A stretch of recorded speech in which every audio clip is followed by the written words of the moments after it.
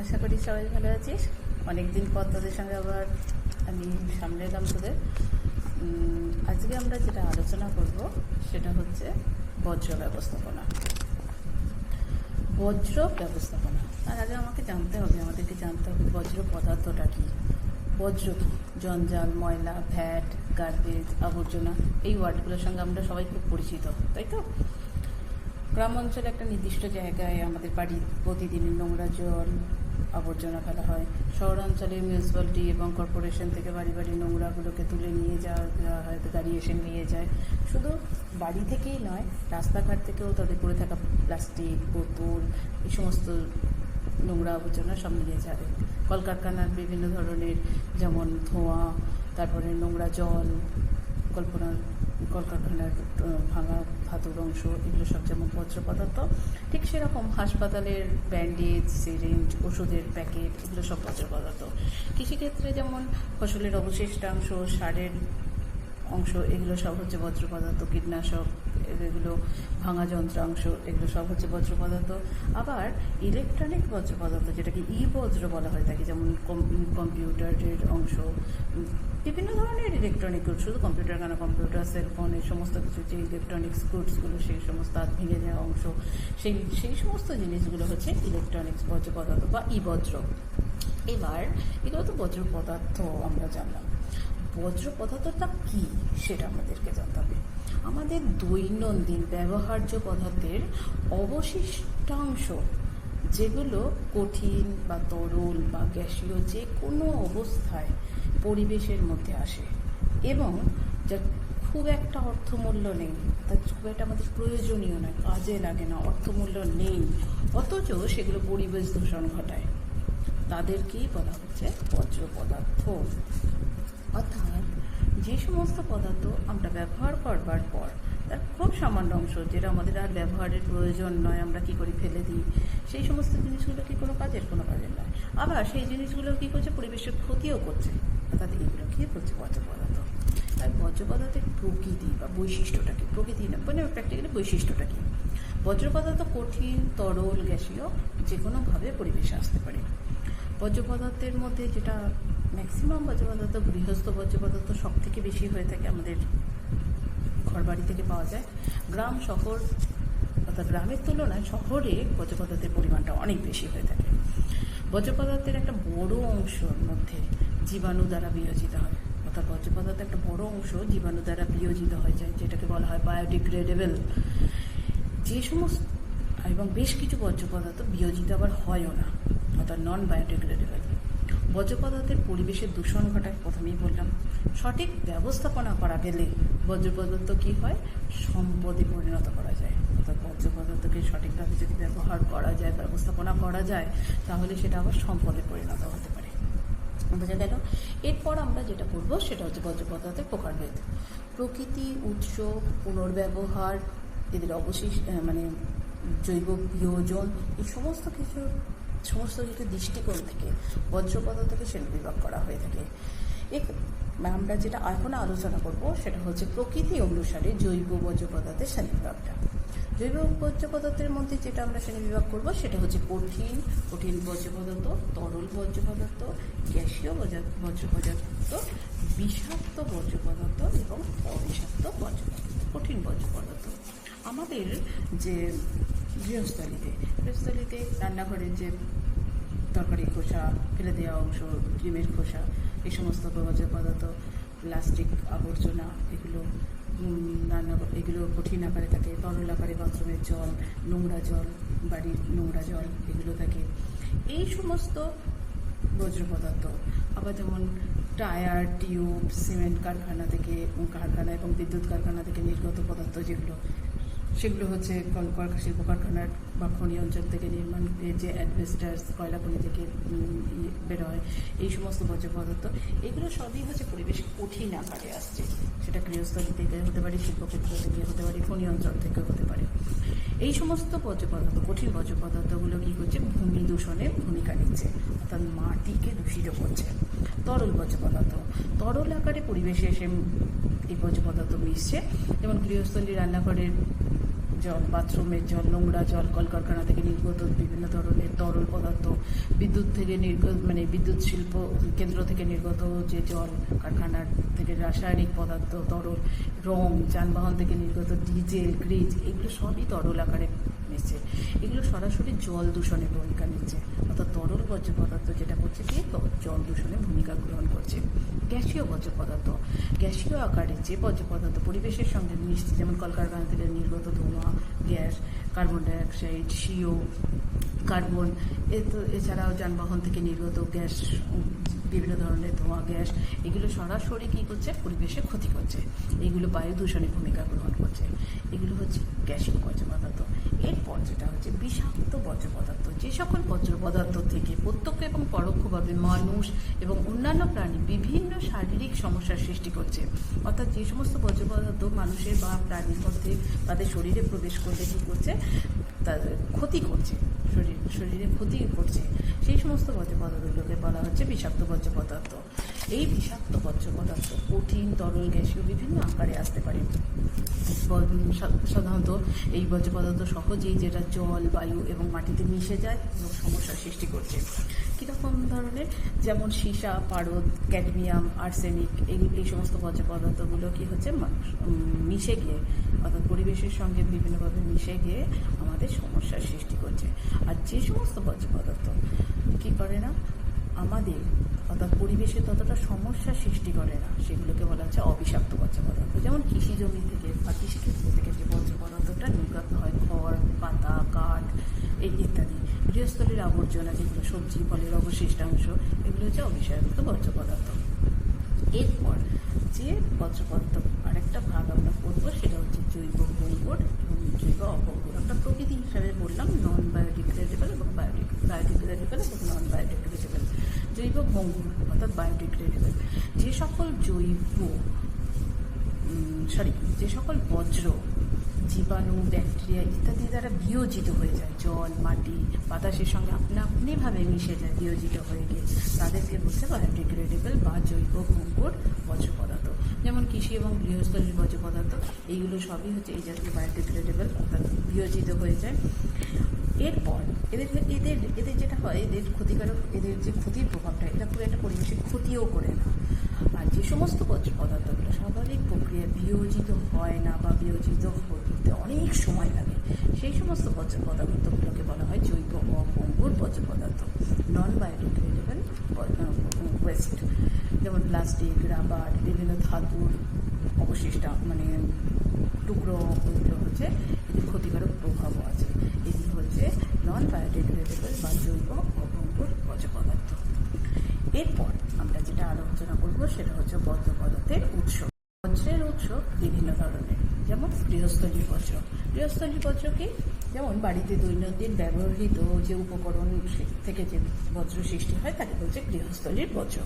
কীরকম, বজ্রকে কয়েকটা ভাগে ভাগ করা যায়। এই বজ্রকে একটা হচ্ছে রান্নাঘরের দৈনন্দিন যে শাক সবজি, ফলের অবশিষ্টাংশ, এগুলো থেকে খাবারের অবশিষ্টাংশ, এগুলো হচ্ছে এক ধরনের বজ্র, জৈব বজ্র।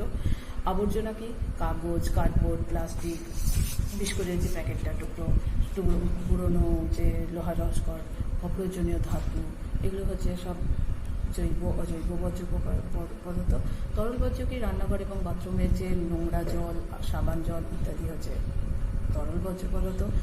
গ্রামে গৃহস্থলী যে সকল বর্জ্য পদার্থ থাকে, দীর্ঘদিন ধরে এক জায়গায় জমা করা হয়, তাকে দিয়ে কী করা হয়, জমিতে সারের হিসাবে এক জায়গায় জমিয়ে সার হিসাবে কাজে লাগানো হয়। আর শহরেই ওই আবর্জনাগুলো কী করা হয়, বাড়ি বাড়ি থেকে সংগ্রহ করে নিয়ে গিয়ে কোনো একটা অঞ্চলেতে, নির্দিষ্ট একটি অঞ্চলে কী করে হয়, ওগুলোকে জমা করা হয়।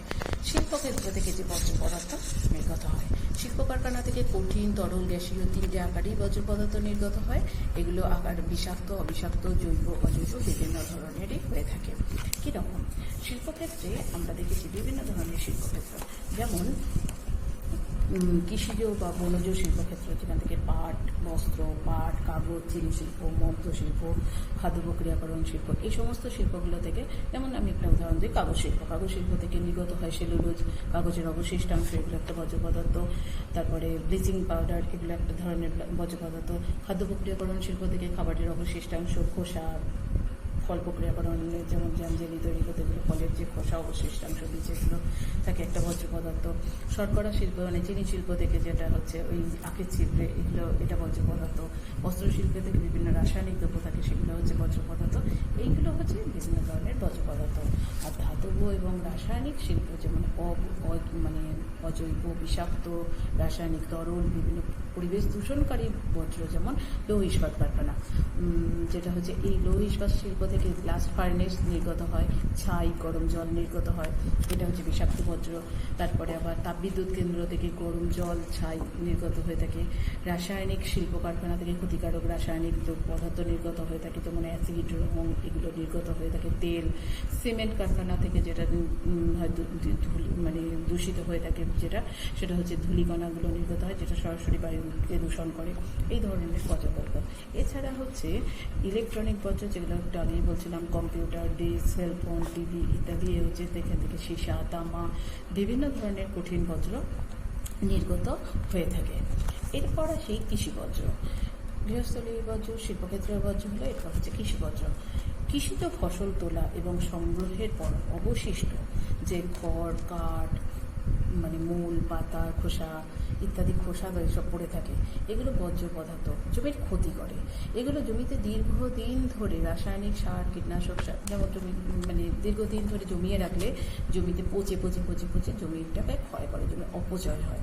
তেমনি আবার এগুলো পচে গিয়ে জমির উর্বরতার শক্তিটাকে পচে গিয়ে যখন মিশে যায়, তার ফলে জমির যে নিজস্ব উর্বরতা শক্তি সেটা আবার ক্ষতিকারক হয়ে যায়, মানে ক্ষতি করে। আবার জমিতে যে ব্যবহৃত আমরা কীটনাশক সার ইত্যাদি ব্যবহার করে থাকি, সেগুলো কী করছে, জমির মধ্যে মাটির মধ্যে মিশে জমির উর্বরতা শক্তিটাকে নষ্ট করে দিচ্ছে, যেমন ইউট্রফিকেশন। গৃহপালিত প্রাণীর যে মলমূত্র বর্জ্য হিসাবে ব্যবহৃত হয়ে থাকে, এগুলোও জমির ক্ষতি করছে। তাহলে এগুলো হচ্ছে সমস্ত কৃষি বর্জ্য। পৌরসভার বর্জ্য কি?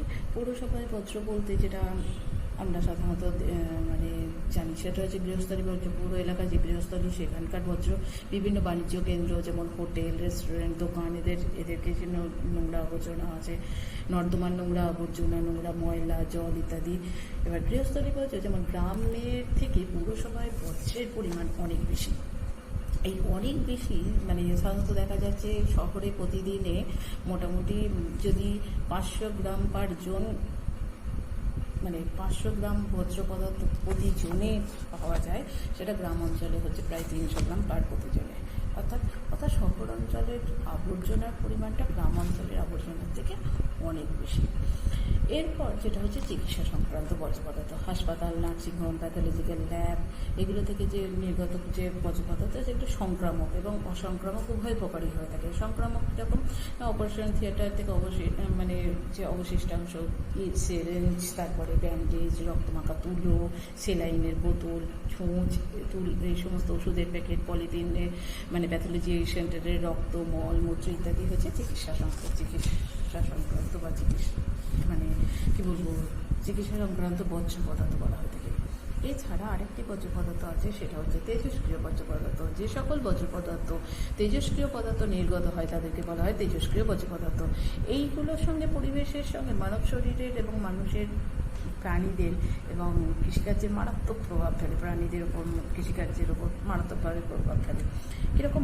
মানুষের শরীরে অত্যন্ত ক্ষতিকারক প্রভাব হয় এই ধরনের তেজস্ক্রিয় পদার্থগুলো।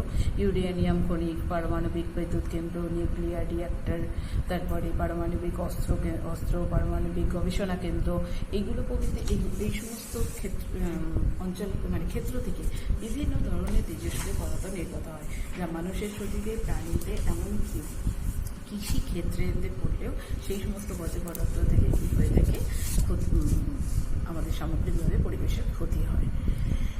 এরপর আমরা যেটা আলোচনা করব সেটা হচ্ছে পরিবেশের ওপর বর্জ্য পদার্থের প্রভাব। পরিবেশের ওপর বর্জ্য পদার্থের প্রভাব, পরিবেশের ওপর বর্জ্য পদার্থ কীরকম প্রভাব ফেলছে? এক হচ্ছে জমি ধ্বংস, উর্বরতা হ্রাস হচ্ছে। কৃষি, শিল্পজাত, পৌরজাত বর্জ্য যেখানেই জমা করা হয় সেই জমি অব্যবহৃত হয়ে পড়ে থাকে, অর্থাৎ সেখানে ক্রমাগত জমা ফেলতে আলোচনা ফেলতে অব্যবহৃত হয়ে যায়। কৃষি জমিতে যে সকল বর্জ্য পদার্থ এবং রাসায়নিক দ্রব্য মিশে গিয়ে জমির উর্বরতা কমিয়ে দিচ্ছে, এটা আমরা একটু আগেই বললাম। পরিবেশ ধ্বংস এবং দৃশ্য দূষণ হয়ে থাকে। যেখানে বজ্র পদার্থ জমা হয় সেখানে পরিবেশ কি হয়, নষ্ট হয়ে যায়। একটা জায়গায়, শহরাঞ্চলে একটা জায়গায় উঁচু ঢিপি হয়ে তোমরা অনেকেই দেখেছো শহরাঞ্চলে যে আবর্জনাগুলো এক এক জায়গায় ফেলে দেওয়া থাকে। ক্রমাগত এই অঞ্চলে আবর্জনা পড়তে পড়তে পড়তে পড়তে একটা বিশাল স্তূপাকার আকারে তৈরি হয়ে থাকে, যেটা করে দৃশ্য দূষণ হয়, অর্থাৎ দেখতে মোটেই সেটা ভালো নয়। এবং এটা ক্রমাগত থাকতে থাকতে ওই অঞ্চলের পরিবেশটা নষ্ট হয়ে যায়, তার পরিবেশ ধ্বংস হয়ে যায়। এছাড়াও কি হয়ে থাকে, যত্রছত্র মলমূত্র ত্যাগ করা, ময়লা আবর্জনা ফেলা, প্লাস্টিক পড়ে থাকা, এগুলো কি হয়, ভালো লাগে না। তোমরা খেয়াল করে দেখো, আমাদের স্কুলের মাঠটাতেই যখন পরিষ্কার করা হয় স্কুলের মাঠটা কি সুন্দর দেখতে লাগে। আবার কিছুদিন পর তোমরা সেখানে চকলেটের প্যাকেট, বিভিন্ন থার্মোকল প্যাকেট, ঘুগনি খাও, থার্মোকল ফেলো, চিপস খাও, তার প্যাকেট ফেলো, পেনের ক্যাপগুলো ফেলো। তার ফলে কী হয়, আমাদের মাঠটা তখন নোংরা হয়ে যায়। অর্থাৎ এই যে ক্রমাগত বর্জ্য পদার্থগুলো মিশছে, তার ফলে কী হচ্ছে, আমাদের পরিবেশটা নষ্ট করছে। তার সঙ্গে সঙ্গে কী হচ্ছে, দৃশ্য দূষণ, দেখতেও ভালো লাগছে না, দৃশ্য দূষণ ঘটাচ্ছে। দূষণ হয়, বর্জ্য পদার্থ মিশে দূষণ তো অতি অবশ্যই হয়। কঠিন বর্জ্য পদার্থ যেমন বায়ু, মাটিকে দূষণ ঘটায়। রাসায়নিক তরল বর্জ্য পদার্থ যেমন কী করছে, তোমার মাটিকে এবং জলকে দূষণ ঘটাচ্ছে। এরকম বিভিন্নভাবে জলের সঙ্গে, মাটির সঙ্গে, বায়ুর সঙ্গে মিশে কী হচ্ছে, পরিবেশ দূষণ ঘটাচ্ছে। মানব শরীরের প্রভাব, শিল্প কারখানা, খনি, তাপবিদ্যুৎ কেন্দ্র, পারমাণবিক বিদ্যুৎ কেন্দ্র, এই সব কিছু থেকে যে সমস্ত নির্গত বজ্র কী করছে, আমাদের খুব স্বল্পস্থায়ী বা দীর্ঘস্থায়ীভাবে মানব শরীরে সমস্যা বা রোগের সৃষ্টি করছে। খনি অঞ্চলগুলো থেকে যে সমস্ত মানুষগুলো খনি অঞ্চলের আশপাশে থাকে, তাদের লিভার এবং মস্তিষ্কের ক্ষতি হচ্ছে। পারদ পেটের মধ্যে দিয়ে গিয়ে পেটের রোগ সৃষ্টি করছে। ক্রোমিয়াম, যেটা ক্যান্সার সৃষ্টি করছে। আর্সেনিক জলের সঙ্গে মিশে জলাভূমিকে নষ্ট করে দিচ্ছে, মানুষের শরীরের মধ্যে প্রবেশ করে মানুষের শরীরে ক্ষতি করছে। এছাড়া আর কি হয়ে থাকে, সেটা হচ্ছে জলাভূমি ধ্বংস। শিল্পক্ষেত্রের ক্ষতিকারক রাসায়নিক পদার্থ যখন সেগুলো ক্রমাগত ওই রাসায়নিক ক্ষতিকারক পদার্থ কোথায় হয়, জলাভূমির মধ্যে ফেলে দেওয়া হয়, তারপরে জলাভূমিতে গিয়ে পড়ে। তার ফলে কী হচ্ছে, বিভিন্ন শিল্পক্ষেত্র থেকে খেয়াল করে দেখবে নোংরা আবর্জনা সব নিয়ে গিয়ে নদীর মধ্যে পড়লো, বা কোনো একটা স্থানীয় জলাভূমি রয়েছে তার মধ্যে পড়লো, গিয়ে কী হচ্ছে, সেখানকার প্রাণী, তাদের যে বৈচিত্র্য, তাদের যে বাস্তুতন্ত্র রয়েছে সেটা ধ্বংস হয়ে যায়। গ্রাম অঞ্চলের জলাভূমিগুলোতে সার, কীটনাশক ইত্যাদি ক্রমাগত মিশে বৃষ্টির জলের সঙ্গে ধুয়ে ধুয়ে সেখানে মিশে গিয়ে ইউট্রফিকেশন তৈরি করছে, সেই জলাভূমিটা মজে যায়, জীববৈচিত্র্য ধ্বংস হয়। বর্জ্য পদার্থের বিভিন্ন সমস্যার কারণে বনভূমি, জলাভূমি, এই সমস্ত জায়গার কী হচ্ছে, জীববৈচিত্র্য ধ্বংস হয়ে যাচ্ছে। তাহলে আমাদের আজকের আলোচনার বিষয় যেটা হচ্ছে বজ্র পদার্থের ধারণাটা, বজ্র পদার্থের বৈশিষ্ট্যগুলো, বজ্র পদার্থ প্রকৃতিতে কীভাবে ভাগ করা যায়, বজ্র পদার্থের শ্রেণী বিভাগগুলো, এবং বজ্র পদার্থ পরিবেশের উপর কী ক্ষতিকর প্রভাব বিস্তার করছে, এগুলো তোমরা আলোচনা করো। পরের দিন আমরা বজ্র পদার্থের পরের অংশটা, বজ্র ব্যবস্থাপনাটা নিয়ে আলোচনা করব। এছাড়া আমি কিছু শর্ট পোস্ট কোয়েশ্চেন আমি স্কুলের ফেসবুক পেজে দিয়ে দেবো, তোমরা সেগুলো একটু দেখে নেবে। আজকে